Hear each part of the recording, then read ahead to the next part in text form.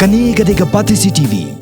Kipulit Jungatanat Narcotics Control Bureau NCB kibana Mumbai kalai tarik yayong kilayo man kem ikowi ka Longkmie kabadai na kani ka jila Meghalaya nakakat lingsun Chhatrapati Shivaji International Airport Mumbai haringkat Drok cocaine pasongdor hadu khatnyu Klur tingka yakini ka khubor la pentikinaru do DG ka NCB Rajiv Rai Bhatnagar hakajing ekran link ba ka telefon ba ka bat CCTV kani ka Longkmie ka bla syakem ka de ka bla tip kateng kom ka khyangte lal thla moni Sapunyo senam karta. Habashim kat kum ki kubor ki blami. Kakenhon ke NCB kalayo ban kem yaka. Na kajing bud dien ba kajing yo jing tep alor kajing persang ban wanra yo Drok subadai ukekain sya India.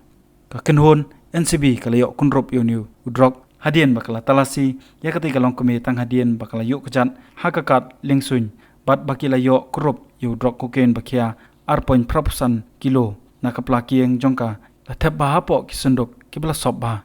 Habakli na UDG ka NCB hato kate ka Longkmie ka dei ka Nongkai uniu officer IPS ulaong yakani enla ban pensisha din ka jing toket na mariamenta ka dan hapo ka judicial custody pat ngimla ban ong la ka dei ka Nongkai ne tang ka nong penra namar uniu hek NCB la kerpan ban ai ki jingkeli ka batisi TV ka la pha ki jingkeli ka baula ai ka jubab lingba ka email hakoi ka liang haba jubab ki jingkeli jong ka batisi TV new he jong NCB ula yuthu Baka lal thala muani kalapoi hakanong ba Mumbai na lom kanong ba jongka Togo ha West Africa kalaher sha Addis Ababa na lom kabaha ka jingsi sha kadai ban ayu Drok hakani kakat lingsun la shieturu baka NCB ka suba baka lal thwa muani ka don benta ki kam khai Drok ki bahe ka balong ka tenrai ha Mumbai ba haki we ki nong ba ka ba ki babon ki Drok ki wan Africa.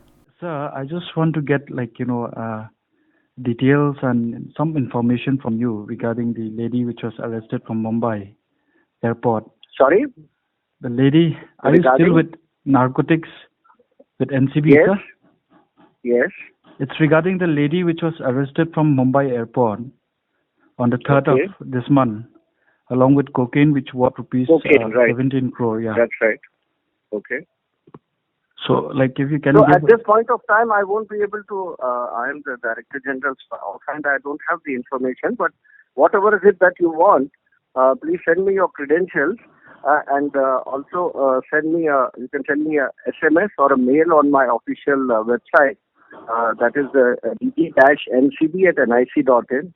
Okay. My official mail, and any queries that you have, we will give you a reply. Okay, sir. But now the lady is under the custody of NCB, no, sir? No, she must be by now in jail because she was never have been sent on judicial custody. Okay. So judicial custody for how many days, sir? I think you see it is not very easy to get bail on these offences, so she is likely to be in jail for a long time. Okay.